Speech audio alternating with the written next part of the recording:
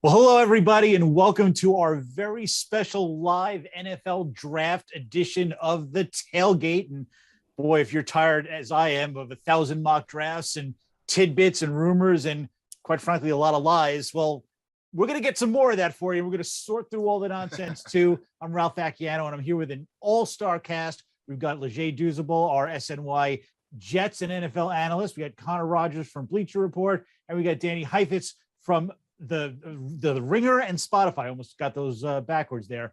Gentlemen, thank you very much for joining me today. I really appreciate it. And let's get right to it. This is obviously a very big draft for both New York teams, both with two top 10 picks. And we are going to start with the Jets. I'm going to start with you, Connor. Look, the Jets did a lot in free agency. They filled a ton of needs as they head into this first round. What do they still have to do? What do you think they're going to do with their 4th and 10th pick? I think the very loud needs, Ralph, are wide receiver, edge pass rush, and internally, I would not be shocked if they look at offensive line still as a priority need, and maybe that's because it meshes with where the talent is at the top of this draft more than it's a panic pick, right? Because you do have, obviously, they're set at guard. They paid Laken Tomlinson. They like Elijah Vera-Tucker, Connor McGovern at center. And then they had the tackles in George Fant and Mekhi Becton. But I would not be shocked if at number 4, if a player like Ike Ekwonu can enter the picture. But edge and wide receiver are absolutely the two big needs. We've heard a ton about Jermaine Johnson, Drake London, Garrett Wilson, Jamison Williams as well. And then I think the quiet needs, and these might be more towards picks 35 and 38, safety, linebacker. I think they'd like a big hulking defensive tackle if the right one fell into their lap. The guy to note is Travis Jones in that scenario. So the bottom line is for the Jets, they know internally they have plenty of needs to solve. Leger, when you look at their needs, I've heard, as you guys have, how much they like Ike Ekwonu, the NC State tackle, and how much they will seriously consider him at number 4.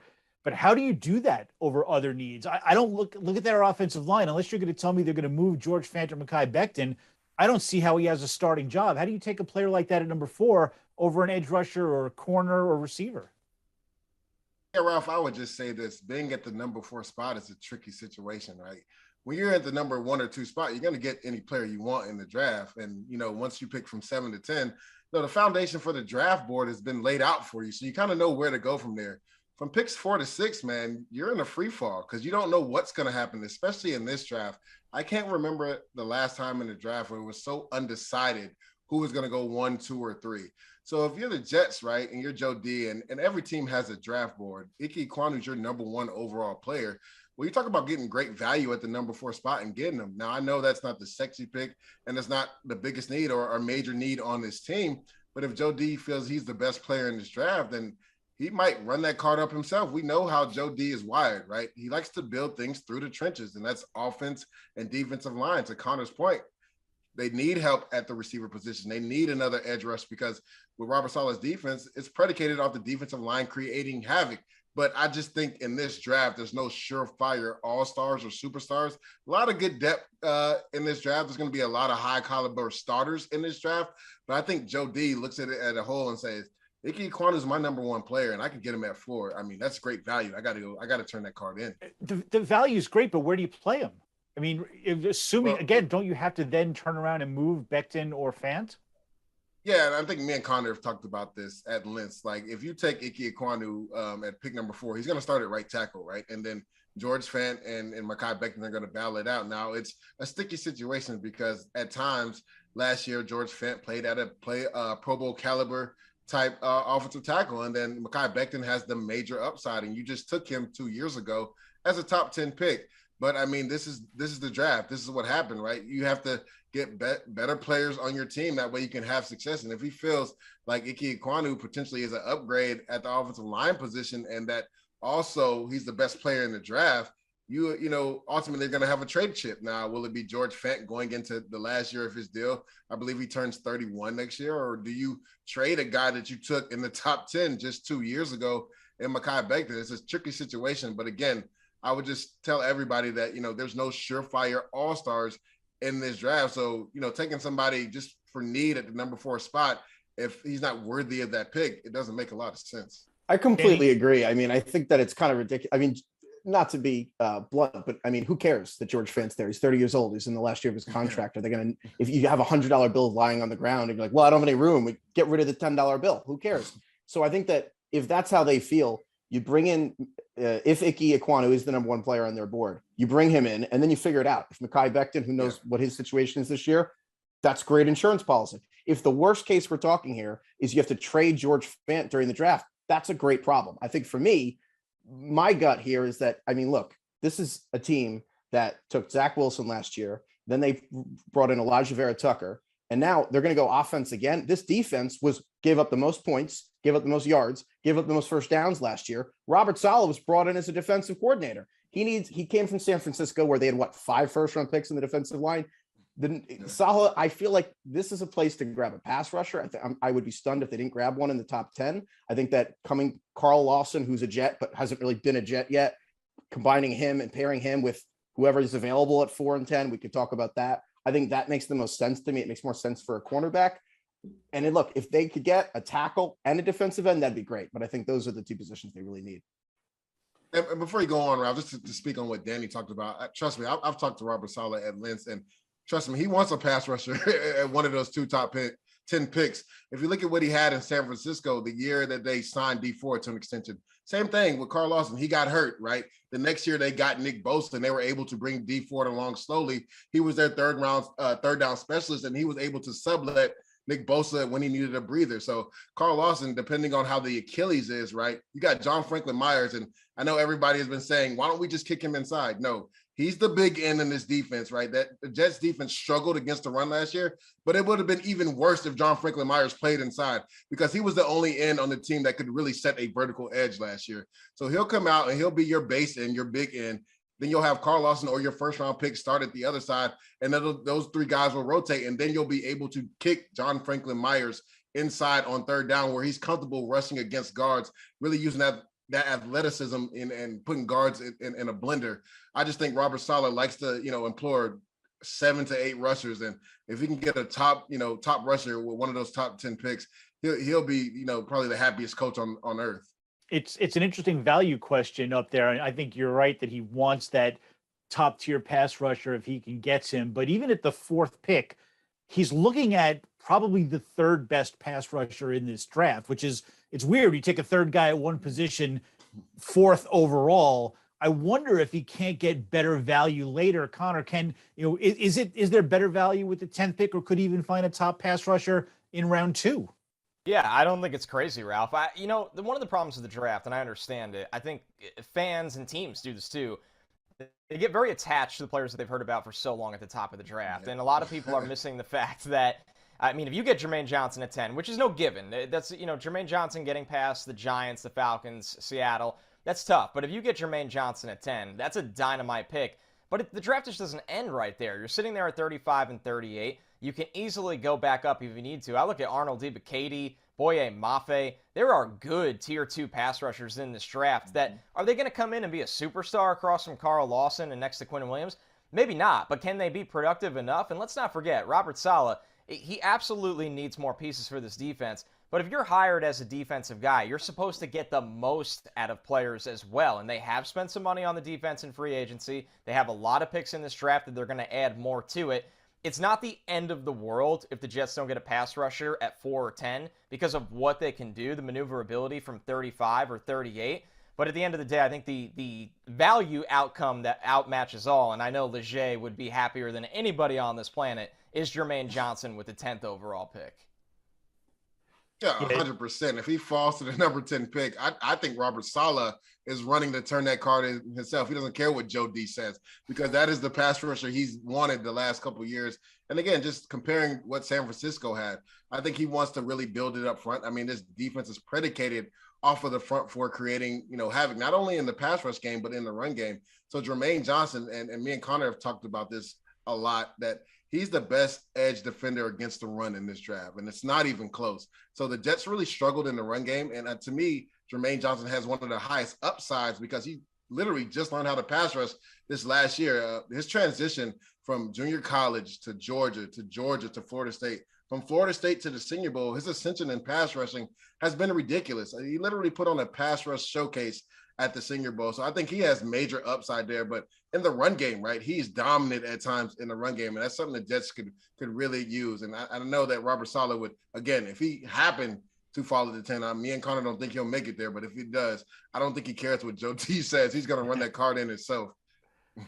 Danny, I've been talking about the 10th pick with the Jets for a while as the receiver pick, because for a long time I just assumed, and we know they want a number one receiver, and they tried to get Tyreek Hill. They looked into, Amari Cooper and Calvin Ridley, anybody else who was available. So the 10th spot seemed to be the sweet spot for me for them taking a receiver. Do you think that'll happen? Is there a receiver you like? And a question along with that, can you risk taking a guy like Jameson Williams at number 10, who might not be available to play until October or November? Yeah, well, what's the fear that the Jets will miss out on their Super Bowl run because Jameson Williams missed September? Who cares? Again, I think there's the teams in the top 10 are there because they're not very good. And so I think that the Jameson Williams, I think, is more likely to go off the board first than Drake London for the sole fact that I kind of think the speed that Jameson Williams brings is the kind of take the top off the defense speed that's so hard to find that the teams picking the top 10 were like, yeah, we don't care if he misses the first part of the season. We want him to be healthy. So I feel like with the Jets at 10, Drake London's this guy that everyone, again, has kind of circled around. It's like, oh, the Jets got to get him. I just look at it this way. Maybe this is a little too basic, but how many receivers can you name outside the first round of the last 5-6 years that are really, really good or great? Because I can think of like 12 or 15. How many pass rushers outside the first round have been drafted in the last 5 years? Because if I rack my brain, I've got like 3. Ironically, one of them is Carl Lawson. But like, that's it. It's Carl Lawson, it's Max Crosby, I don't know, Yannick Ngakoue, list goes down. So in my mind, if you're not getting a pass rusher at 4, if we're going to give Mickey Ekwonu at 4, if a pass rusher's there, we'll see who it is. Obviously, the specific person matters. I would say 10, you'd rather have a pass rusher. If you take a pass rusher at 4, I think it's all green lights to take a receiver at 10 because there's not going to be that tackle there. And I don't think Derek Stingley or Sauce Gardner will be there either. So I think that's the way it's going to play out. If there's an offensive tackle at 4, I think you got probably edge at 10. But if there's because otherwise that's your first 4 picks after Zach Wilson, the good ones, all going offense. I think one of them's got to be defender personally, but that's just me. Connor, which one's the best receiver? If they're all healthy, who's got the most upside? The most upside would be Jameson Williams. I think Garrett Wilson's the best wide receiver right now. If I had to take one, and the problem, the conundrum with the Jets is, do they have a player in Elijah Moore that can do a lot of the things that Garrett Wilson does? That's kind of the question for them. They don't have a player like Drake London. I think when they signed Corey Davis, they were hoping to get some of that contested catchability, physicality. He had a tough first year in a Jets uniform that was kind of hampered by injuries. I do think he'll bounce back this year, but that's in 2022. You make draft picks for the next 3 years, not for the next 6 months. And that's why the Icky pick comes into play. That's why you look at Drake London, obviously contested catch monster that they really, really like. And then Jameson Williams, like Danny said, if they are all in on speed and they can be patient, that can be in play. I just think that this team has a legitimate fear of starting out 1-6, 1-7. That would be a lot of losing in a 3-year span for Joe Douglas, where it would get hot. And can Jameson Williams come back and be hero? It takes some time as a rookie wide receiver. So for a lot of teams, a lot of bad teams like the Jets, they can afford that risk. But this is a team that I think the Heat is finally going to get cranked up this season, that fair or not, they need maximum impact from 4, 10, 35, and even 38. And that's why I think there's a little bit of a fear of waiting on wide receiver, because what is that going to look like at 35? Olave is going to be gone. Treylon Burks is going to be gone. We know Jameson Williams, Drake London, Garrett Wilson, they're going to be gone as well. Are you going to pick an FCS guy like Christian Watson? Great athlete, needs some seasoning. George Pickens, not very productive since coming back from the injury at Georgia, but size and speed. That's when it starts to become a bigger risk, and that's why I think they've been looking at wide receiver at 10 or in the trade market for so long. I'm actually right with you on that. I think that they're, as much as it's ridiculous to say for a franchise that's been losing for a decade, I think there is going to be heat this year. I think there's going to be pressure on Zach Wilson to show that he is what they thought he was supposed to be. And the way you help him along with that is you get him more weapons. And it's one of the reasons why I have a hard time wrapping my head around, well, they might take the 6th tackle at 4 and a receiver who might not play until November at 10. I think my head would explode if that turned out to be the scenario, even if those two guys had the most upside. But the biggest thing they can do with upside, Leger, would be to find a way to get Deebo Samuel. Is he worth that 10th overall pick? Do you think they would dangle that if they could get him to New York? Not at all, Ralph. And I look at it and I compare it to what the Jets were willing to give up for Tyreek Hill. Essentially the 35 and 38 pick, 2 2s, and the 69th pick, but get a 4th-round pick in return. So essentially, you're getting a 4th-round pick and Tyreek Hill. So essentially, you're only giving up 2 2s. And this is for an all-pro receiver since 2016 who's played in the elite level, who puts the fear of God in defensive coordinators and safeties because of his speed. I love Deebo Samuel, right? Had a pretty good rookie year, banged up his second year, had some injuries in college, had an elite year this last year being a wide back and a receiver. Now, I just don't want to pigeonhole him as a wide back because he was a very effective receiver weeks 1 through 11 before they started giving him more carries in the backfield. But I look at it as this guy has been often beat up, right? He's at 26 years old. And I think the reason why he's so distraught in San Fran is because he wants to get paid. I think there's been rumors that have come out that said he wants to be the highest non-quarterback paid player in the NFL. So you're talking about paying a guy 25 to 28 million. Well, you're only going to give up 2 2s essentially for Tyreek Hill. And again, this guy puts the fear of God in defensive coordinators and safeties. To me, that's just too rich. A number 10 pick. I believe a 2 and a 3rd-round pick should get it done. I think San Francisco won't want to do that. But honestly, the heat is on them. Because if you look at the situation that San Francisco is in, Trey Lance is going into his 2nd year. If he doesn't have Deebo Samuel, if he decides to hold out and, San Francisco decides to play hardball and say, you're only playing for us or nobody else, then you're talking about rolling out your 2nd-year quarterback with no true offensive weapons on the outside. It doesn't bode well for them. So why not trade him, right, and then get some draft capital and try to fix some of those issues you have and maybe use some of those draft picks to maybe move up into the 1st round to get a receiver like Treylon Burks that could maybe, supplement and be the next Deebo. So I just think a 1st-round pick, number 4 or 10, is way too rich for Deebo Samuels when you weren't even willing to do that for Tyreek Hill, and he's an all-pro receiver. Certainly a lot of options for the Jets, a lot of picks in the first 2 days. The same is true of the Giants, and let's move on to them before we get too far down this rabbit hole. Danny, I've said from the beginning that the Giants are going to take a tackle at number 5. I think they telegraphed it by basically the fact that they've left a hole on the right side of their offensive line and they have no cap room to fill it. So it seems logical that they need to take one. Do you agree that they're going to take a tackle at number 5? And would you be surprised if somehow they came out of it with 2 offensive linemen, if they can swing it with their first 2 picks? 2 would surprise me, but my whole motto for the Giants is take the L, take the L, take the lineman. That's what I want. So honestly, I don't care who it is. I can sit here and be like, oh, I'm not picky. Not a picky. Ike Ekwonu, Evan Neal, Charles Cross. Just get someone to play tackle. The reality is the Giants have one actual building block in the trenches on both on offense, defense. It's just Andrew Thomas. They have no one on the defensive line that actually is going to be here in 3 years. Andrew Thomas is the only one. They need a bookend. Honestly, the only offensive tackle quality I want, all these guys are good. I want someone with the ego, the mentality that's team first. I really like what Evan Neal said, where he's like, I can't play center. Anywhere else you want to put me at, whatever the team wins. I love that. I know they worked out Charles Cross to play right tackle. Apparently that went well. It was a private workout. I don't know Ike Ekwonu's, exact mentality, but as long as the guy is cool to maybe be playing right tackle when left has more cachet or whatever, that's fine. That's all I need. I think the real question is going to be, are there 2 linemen left at 5? Because then it becomes game theory where if the Panthers are picking at 6 and maybe they want to tackle, if Evan Neal and Charles Cross are both available at 5, well, do you take a cornerback because Sauce Gardner's if the Texans take Derek Stingley at 3, and then as we said that the Jets take Ike Ekwonu, maybe then the Giants take Sauce Gardner at 5 because then they know Cross or Evan Neal will come to them at 7. But at that point, I don't know how much fun it is to talk about game theory in this conversation, but I think it's going to end up being an offensive tackle and a quarterback. It's all making my head explode because I cannot remember a draft where there was this much uncertainty at the top. Usually, 1 or 2 of the picks and you're pretty sure that it's going to happen, but this seems to change day after day. So I guess my question to you, Connor, is let's assume again that the Giants want to tackle. Which ones will be there for them at 5? Which one should they take if he's there? Well, at a minimum, Ralph, I think Charles Cross will be there, and they do like him. And he, like we heard, he has worked out on the right side for them as well, where you feel comfortable about that adjustment, you would assume. So at a minimum, all 3 are in my top 10 players out of 300 plus. These are great players. These are building blocks of the draft.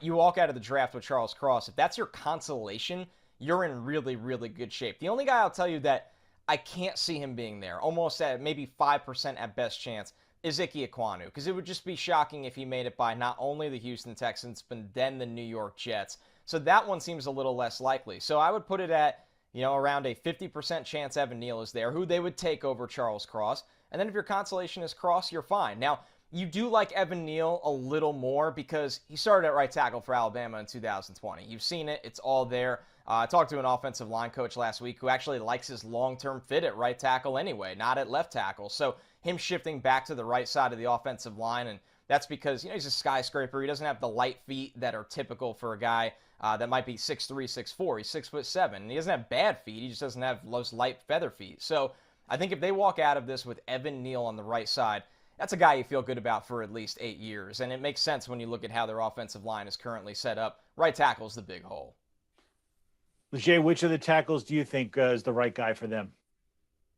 Well, to Connor's point, and me and Connor, funny, going all the way back to like February, we were wondering, like, why was everybody so low on Charles Cross, right? To me, he's the best pure left tackle in football, and now it looks like he won't make it out of the top 10 as well. And I know he's trained with Duke Manyweather at becoming a right tackle. I just think he's better suited for the left side. I think, honestly, if I was the Giants, I'd move Andrew Thomas to the right tackle if Evan Neal or Ike Ekwonu are gone, and I would draft Charles Cross to be the left tackle. They've tried to supplement with the minimum cap space they've had as far as fixing this O-line with, Mark Glodnowski and then also John Feliciano coming from Buffalo. And I think they already come out and said he's going to play center because he did that as well in his past. So I think they have to come out with an offensive lineman. To Connor's point, there's no way Ike Ekwonu is making it to pick 5. I know some mock drafts have him there because they have the Jets taking the corner, which I don't believe is going to ever happen. But I think Ike Ekwonu doesn't make it past 4. It's going to be out of Evan Neal and Charles Cross. Now, I think I'd feel more comfortable taking Evan Neal if you're going to put him at the right tackle. I think Charles Cross is the best pure tackle in this draft class, though. I do think they like Neal better than Cross. They've done a ton of work on Cross, and there was obviously a lot of late buzz about how much they like him. My understanding is they do like him, but one of the reasons they did so much work on him was for a while, I think they thought both Ekwonu and Neal would definitely be gone by the time they got to them. So they wanted to make sure that, well, this is the third guy. Are we sure that this is the right one for us? And they like him enough, but I think Neal would be the pick. Leger, there's another pick there for the Giants 2 picks later. They do need a cornerback because I think there's almost no way they can keep James Bradbury. So they're going to need a number 1 corner. They need edge rushers. Jermaine Johnson might be sitting there. Kayvon Thibodeau might be sitting there. Sauce is going to probably still be sitting there. Where do you go first if you're the Giants and you're Wink Martindale? You want to bang the table for a corner or an edge rusher? Well, you just said it right there. It comes down to Wink Martindale, and anybody that knows his system. He's blitzing the house, and he's putting his corners on the island. So I guarantee he's trying to run to the podium at the number 7 pick if Sauce Gardner's there and turn it in. I think he just fits perfect in Wink Martindale's system. This is a guy that loves to be on the island. I mean, his nickname is Sauce, so he has the bravado, the swagger, the confidence, and that's what you got to have. He's a longer-built, slender corner, likes to get his hands on guys. I think he needs to gain a little bit of weight in the NFL because bigger receivers, I think, will give him an issue off the line with pure strength and play strength. But this guy has the ability to go up and get the ball, has shown he can play zone, but I think he's going to be a perfect fit in Wink Martindale's system as far as being on the island, being in a phone booth with receivers, getting hands on receivers. And I think Wink Martindale would prefer the corner over the edge, where Saleh would prefer the edge over the corner. I'm with you, Leger. Yeah, I'm with you, Leger. Not to cut you off, Ralph, but it's just that when you look at it, we know James Bradbury might not be there long-term. Adoree Jackson was not this regime's acquisition. They need a man-to-man corner on the outside that could be a building block. It's just such a foundational, important, premium piece of Wink Martindale's defense. And like you said, when you're playing cover 0, cover 1, if they're going to bring a lot of blitzers, this team has a lot of picks to draft athletes that can help out in that way this year later on in the draft. And then you look to get a premium edge rusher in the future. This team can be a little patient. Sauce Gardner is one of the blue-chip players of this draft. And he's such a perfect scheme fit for the Giants if they stay at pick number 7. Well, I think the hottest take I have of this draft season that if Sauce Gardner's, he didn't have a nickname and his name was just Jeff. I don't know if he'd be a top 10 pick. I think Sauce, it really kind of biases you a little bit. But no, I think here's the reality of the zoom out. The Giants have 2 picks in the top 7. there's 9 or 10 players that will absolutely help them. This will be a good draft for the Giants. Yeah. As long as they get that lineman, which they're almost guaranteed to get, they're going to be fine. This is going to come out and they're going to be like, wow, great draft for Joe Shane and Brian Daboll. Like, it doesn't matter who they take as long as they get one offensive lineman. Everyone's going to be happy with them. I think you made a good point, Leger, about the philosophy of Robert Saleh versus Wink Martindale and what they want. Because what do you want in a first rounder? You want a player who's going to always win a one-on-one matchup. It just so happens that with the 49ers, when Robert Saleh was the defensive coordinator, they didn't blitz very much. The defensive linemen were being asked to win one-on-one matchups. And then with the Giants, with Wink Martindale, he blitzes so much, the secondary, those defensive backs are being asked to win one-on-one matchups. That's it. That's what they're looking for. So for me, it's a little weird as a Giants fan and just, covering this team. Like, every generation of Giants fans have always seen someone or their team. There's always been the great teams have always had great pass rushes, right? From Lawrence Taylor, Sam Huff. Yeah. It's weird to think of the Giants not prioritizing a great defensive lineman. However, I do think with what they've committed to with Wink Martindale, I do think it'll be a cornerback, and I kind of do think it'll be Sauce Gardner. Yeah, I would agree. I've got Sauce Gardner, a guy I've circled for them for a long, long time at number 7, assuming he lasts that long, and I do think he probably will. It's going to be interesting. This is obviously a huge draft for the Giants with a new regime. Joe Shane, Brian Daboll just starting to rebuild this team in their image, but they do have an impatient fan base that wants to learn something about their young quarterback this year. I don't know that they can endure a lot of losing. We talked about it earlier that, Joe Douglas, we all like him. We all think he's doing a good job. His resume isn't very good. He doesn't have a lot of wins. There's going to be some pressure on him. Robert Saleh knows that they need to start showing something this year. Zach Wilson does. So when you look at this picture with each team with these 2 first-round picks, 2 top 10 picks that you expect to be really good star players, which team, and Leger, I'll start with you, which team in New York is under the most pressure in this draft? It's the Jets, and it's not even close. The Giants are starting over from square one. They're in a horrible cap situation, so much so that they're giving away they're probably going to have to give away their number 1 corner in James Bradbury for a Pepsi and a bag of chips because they can't afford to keep him on the roster. I think he's slated to make almost $22 million as a cap hit, and they can't afford that. So, I think the Giants they'll be able to bide some time because, Joe Shane and Brian Daboll came into a horrible situation cap-wise where there's a lot of contracts that they didn't, necessarily agree to, but they have to keep those guys on the roster because that's the way the contracts are formatted. Well, you just talked about it earlier, Ralph. This is the 3rd year for Joe Douglas, right? So as a GM, this is where your team is supposed to start turning things around. And even though it's Robert Saleh's only his second year, this is the 3rd draft class that, Joe Douglas has had. So I think there's a little bit I would say it's not even close as far as which team has, more pressure this year. I still think that Joe Douglas and Robert Saleh still have another year before they start feeling true fire. But I would say it's not even close. They have a lot more pressure than the New York Giants have. I would say there's less pressure on the Giants this season than there's been in about 15 years. And I say that because everything that goes wrong will be blamed on Dave Gettleman. Because if Daniel Jones is bad, that's Gettleman's fault. Thanks. If he's good, that's good for the team. Kadarius Toney doesn't show up, Gettleman's pick. Kenny Golladay doesn't catch another touchdown this year, that's Gettleman's fault. Like, every problem is from Gettleman. Saquon Barkley. And then if it's a disaster, they wipe the slate clean and they draft another quarterback next year. So I don't know what they'd have to do to make people angry this year. People just desperately want hope. I'm with you guys. It's not even close, right? The bottom line is, for all of the good Joe Douglas has done at trading players, right? You look at the graphic when the Jets launched their new uniforms and everybody's X'd out. He got a lot of picks back for Sam Darnold. He got a 4th-round pick back for Chris Herndon. He got the Godfather package for Jamal Adams. On and on and on. Now these picks have to become something, right? And we're getting to the point where after this draft, and obviously you give a rookie class more than a year, but you're going to have an idea of how that entire blueprint came together. And if you are constantly picking in the top 10, the top 5, it didn't work. It's as simple as that. And for the Jets, all eyes are going to be on Zach Wilson, whether that's fair or not in year 2, whatever is around him or whatever they don't get, all eyes are going to be on Zach Wilson.